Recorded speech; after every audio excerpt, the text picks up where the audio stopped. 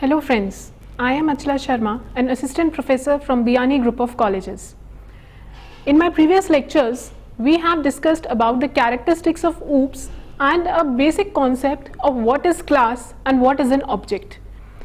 In this lecture, we are going to discuss a brief introduction about the class, how the class is declared, how it is defined, and why the concept of class has emerged in this language.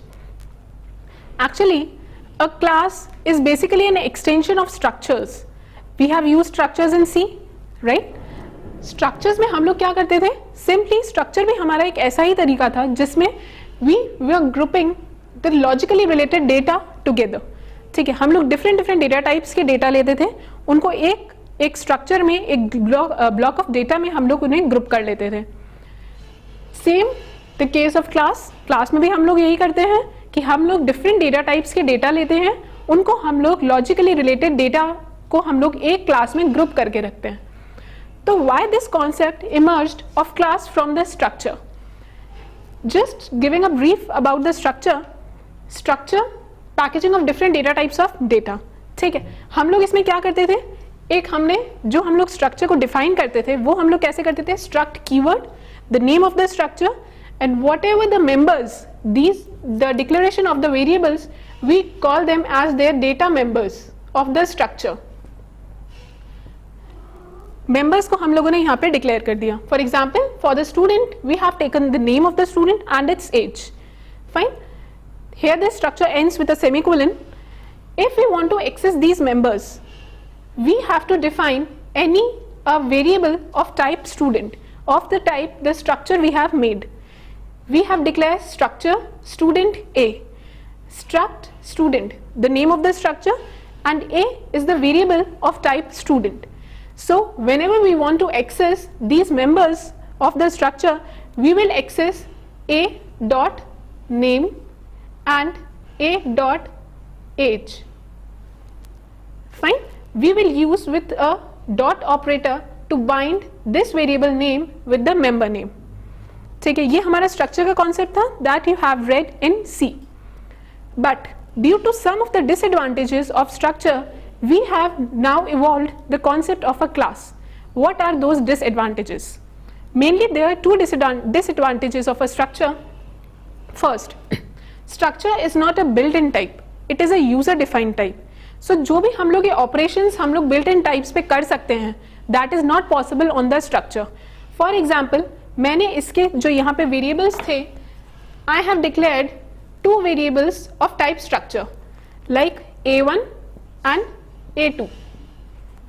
So it is not possible to add A1 and A2 together. It will produce an error. Fine, because it is not a built-in type, it is a user-defined type. तो user-defined type के हम लोग जो variables हैं उनको हम लोग as a built-in type हम लोग उसको ऐड नहीं कर सकते हैं. Second, the most disastrous disadvantage of structure is that the concept of data hiding, it is not possible in structure. हमारे जो भी members हैं वो freely available हैं किसी भी user के लिए. यहाँ से हम लोग members उठाएंगे, यहाँ से हम लोग इसके variables उठाएंगे जिनके साथ हम लोगों को इनको access करना है. तो data hiding का जो concept है वो हमारे structures में available नहीं था. But these both concepts, they are available in a class. ठीक है, क्लास का हमारा कॉन्सेप्ट क्या कहता है, it is an important feature of C++. जब हम लोगों ने कैरेक्टरिस्टिक्स पढ़ी थी OOPS की, first feature was a class. So it is the most important feature of C++, and some of the scientists have given the name it as C with classes because it is just the extension of structures in OOPS. Secondly, it is a built-in type. Structure was not a built-in type. Thirdly, it is a way to bind the data and associated functions together.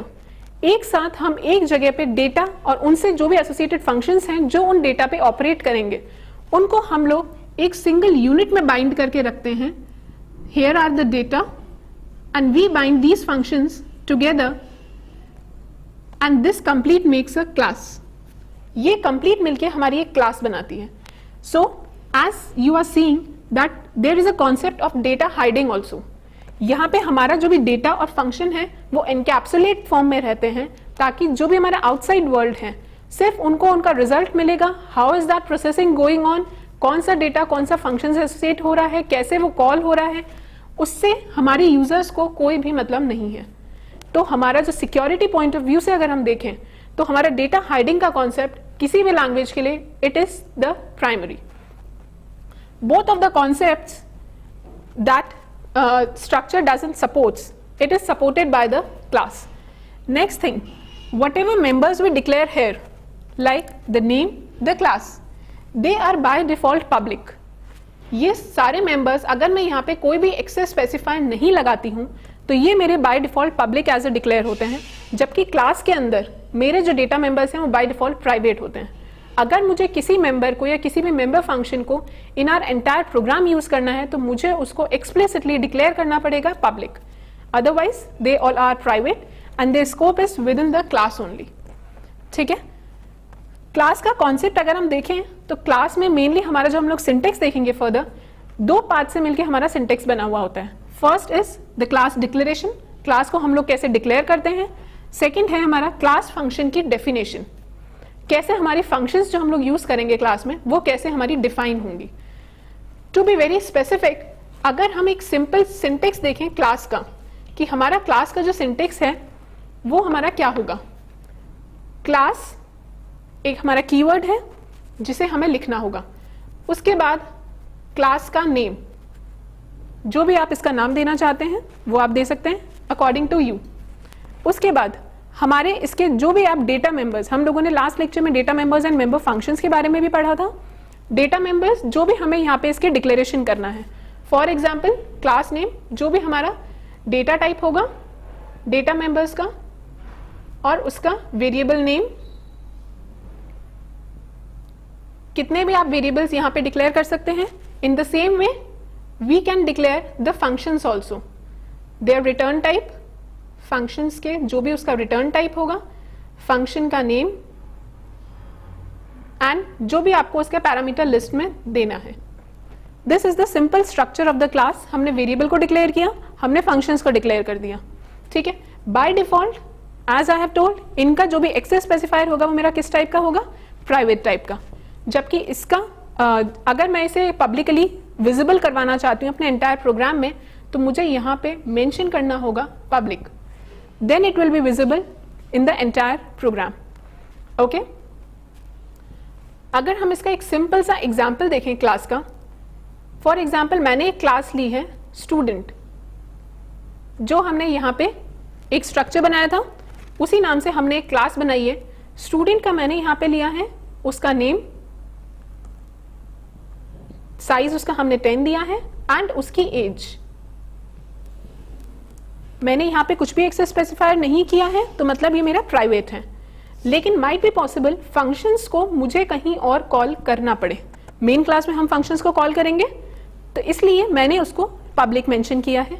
Public, हम लोग दो functions बना रहे हैं, get data and put data.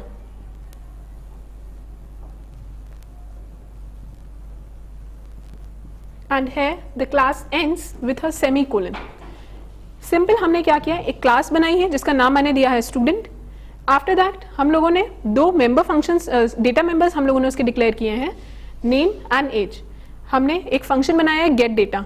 Gate data में हम लोग क्या करेंगे, जो भी इसके स्पेसिफिकेशंस होंगे, जो भी मुझे वैल्यू इनपुट करवानी है यूजर से, उसका डेफिनेशन हम लोग इसमें देंगे। पुट डेटा में सिंपल मैंने एक फंक्शन बनाया है जिसमें मैं अपनी जो भी हमारी वैल्यूज हैं, जो भी मेरा डेटा है, उसको मैं यूजर के सामने डिस्प्ले करना चाहती हूँ। इसकी जो डेफिनेशन होगी वो हम लोग इनसाइड द क्लास भी दे सकते हैं and it can be outside the class as well. ठीक है, तो ये हमारा एक ब्रीफ इंट्रोडक्शन था अबाउट द क्लास, कि what is a class, why we have moved to the concept of class and what is the syntax of the class.